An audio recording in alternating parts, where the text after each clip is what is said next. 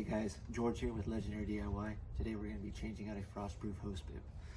For that you're going to need a brand new hose bib. If you're in the brick, you're going to be needing a 4-inch frostproof. If you're in siding, you'll probably need the 2-inch frostproof. You'll potentially need some extensions. You're going to need a pair of channel locks. And you're going to need either or pipe dope or Teflon tape. The first thing we're going to need to do to change this out is to turn off the water to the house.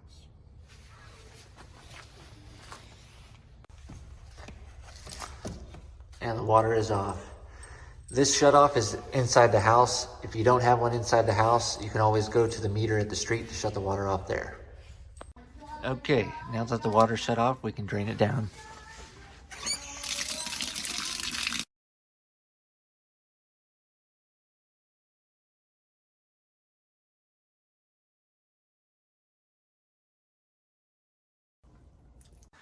Okay, now that most of the water is drained out of the house, we can go ahead and remove the old hose bib. Now, as you can see, these things are threaded in there with male threads. So all we're gonna have to do is twist it out.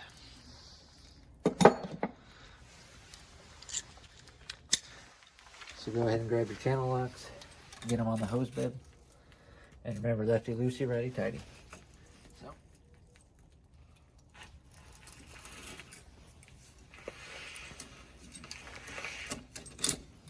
Okay. Once you get it undone with channel locks, get enough to where you can do it by hand. Okay. Once you got it threaded all the way out, you can pull it right out. Now, as you can see on this house, the brick and mortar's kind of already opened up. On your house, it may or may not be like that. You may have to chip out a little bit of the mortar to be able to get this last part out here.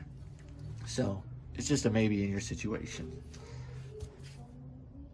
Now that you got the old one out, get the new one and let's get it prepared for install.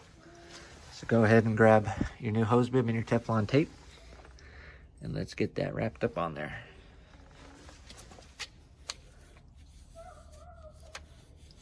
Only gonna need about 3 or 4 wraps with this stuff. That's all you're gonna need.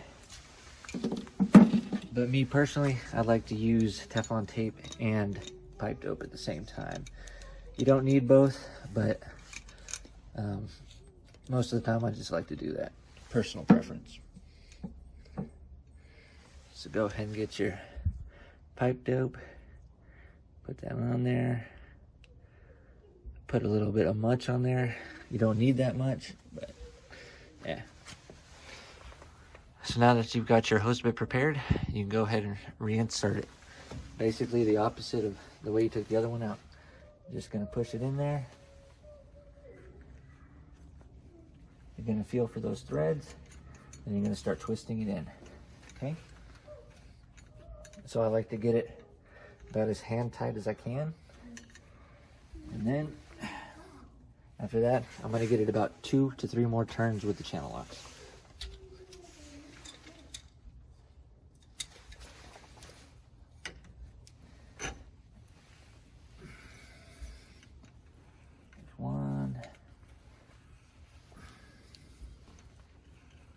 Feels like it can go one more. Okay.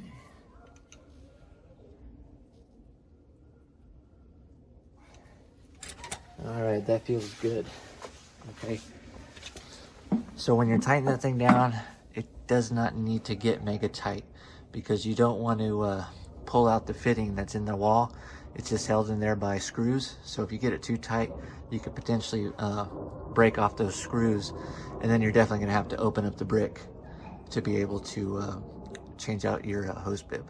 So that's pretty much all there is to it to installing one of these hose bibs. Last thing you'll need to do is turn the water back on. And here we go. Water's back on. Now that the water's back on, let's test it for operation. All right, looks good. And since it is a frostproof hose bib, you're gonna wanna make sure that after it's off, it actually drains down the water that's in there. So, looks like everything works. It's a good install. After you finished installing the hose bib, if you had to break out any mortar or brick, you can go ahead and replace that and just put some mortar back around there. If it's just a tiny amount of mortar that you took out, you can go ahead and just go back with some clear silicone.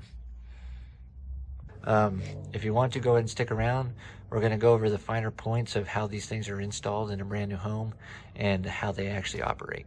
All right guys, so here we have a jig built of what this hose bib actually looks like behind the brick wall. As you can see, the hose bib installs to this drop ear 90 that's attached to a stud in between the stud space. That's how it screws in and screws out. So, and as you can see in the frame, you see how this hose bib has a little bit of drop to it? That's what a proper installation looks like. So basically, when you turn on the hose bib, it allows that water that's in the pipe to drain out just like that. So, as you can see, it's basically just a long stem, and at the very end of it, there's a washer, and it seats against the metal seat in the back of this hose bib. So the water actually stops right here. That's what makes this a frost-proof hose bib, because in this wall stud space, not only is this pipe going to be insulated, but the wall is going to be insulated as well. And behind that wall is a heated space. So in the wintertime when it freezes, it's going to keep everything warm, going to keep that water line warm. And this, if it's installed properly, is going to be completely empty of water. So there's no chance of it freezing and breaking. So as you can see, this is what a properly installed hose bib looks like. And then next we'll show you what a freeze break looks like and what happens if you get a freeze break, okay? All right guys, so here we have a frost-proof hose bib that had a freeze break. Kind of ironic, right? Well, basically the two ways this happens is if they're installed improperly and they're in the wall and they have some backfall on it, it doesn't allow it to drain out. The second way, the more common way, is people, when you get a freeze, you're leaving your hose on there, and when you leave your hose on there, it doesn't allow the hose bib to drain out like it should. And then basically this copper pipe is holding water the whole time, and when you get that freezing temperature, it splits just like that. So anytime you get them freezing temperatures, always take that hose off, okay? So we're gonna go ahead and put this into our jig, and we're gonna show you kind of what happens and how that water reacts inside the wall when you have a freeze break.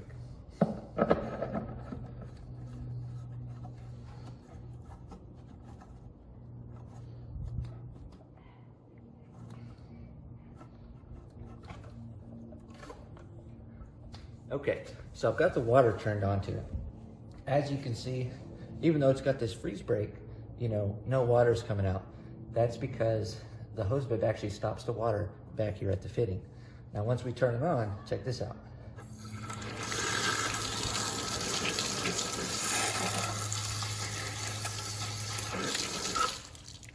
So as you can see, if you have a freeze break and you don't have anything attached, you may not get too much water in your brick cavity in your stud space.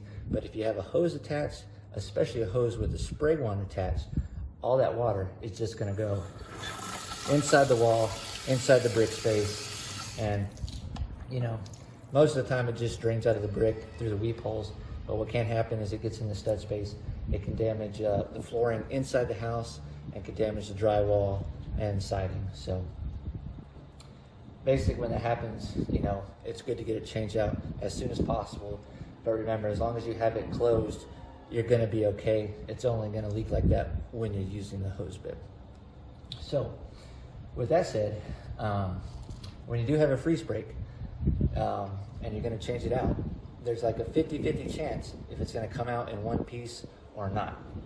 So here I have two examples of some hose bibs that did not come out in one piece. As you can see, when you have a freeze break like that and you start twisting it out, it basically just peels the copper and it peels away into two pieces. So when that happens, you have no choice but to open up the brick, at least take out one or two bricks, so you can get your tools in there and twist out the other part of that hose bib. So just wanted to show you some of those examples of you know, what a freeze break looks like inside the wall, what it looks like when it breaks open. So guys, I hope you enjoyed the video learning how to install a brand new frost-proof hose bib, what it looks like in the wall, what a proper installation looks like, what a freeze break looks like. So if you liked the video, you know, give us a like, If you have any comments, leave them down below. And other than that, have a good day.